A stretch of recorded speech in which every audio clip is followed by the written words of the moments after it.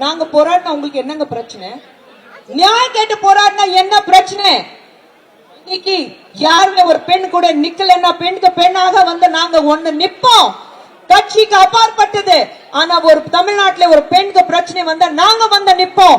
ஏன்னா இன்னைக்கு ஒரு பெண்ணுக்கு பிரச்சனை நடந்தா, ஒரு குழந்தைக்கு பிரச்சனை நடந்தா, நாளைக்கு உங்க வீட்டுல என் வீட்டுல அந்த பிரச்சனை வரதுக்கு வாய்ப்பு இருக்கு. நம்ம வீட்டு குழந்தை கிடையாதுன்னு சொல்லிட்டு நாங்க கைவிட மாட்டோம்.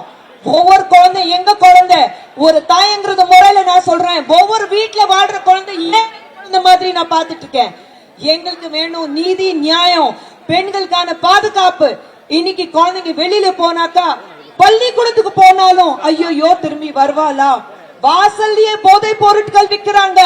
அது யார் பண்ணது? உங்க ஆட்சியில போதை பொருட்கள் இன்னைக்கு தமிழகத்துல எங்க போனாலும் குழந்தைங்களுக்கு ஈஸியா போதை பொருட்கள் கிடைக்குது. அது யார் ஆட்சியில? உங்க ஆட்சியில. ஒருத்தர் சாதிக் பாட்சாவை கைது பண்ணாங்க. அவர் யாரு? உங்க கூட நின்னுட்டு போட்டோ எடுத்துட்டு உங்க கட்சியில ஒரு முக்கியமான பொறுப்புல இருந்த சாதிக் பாட்சா. நீங்க என்ன பண்ணீங்க? அரெஸ்ட் பண்ணி உள்ள வச்சிருக்கீங்க. ஆனா அதுக்கப்புறம் ஏதாவது நடவடிக்கை இருக்கா? அது யார் கூட சம்பந்தப்பட்டது? அது சாதிக் பாட்சா தனியா பண்ண முடியுமா? உங்க கட்சியில இருக்கிறவங்க எத்தனை பேர் அதுல வந்து உடனடியாக கூட நின்னுட்டு வேலை செஞ்சிருக்காங்க உங்களுக்கு தெரியும்.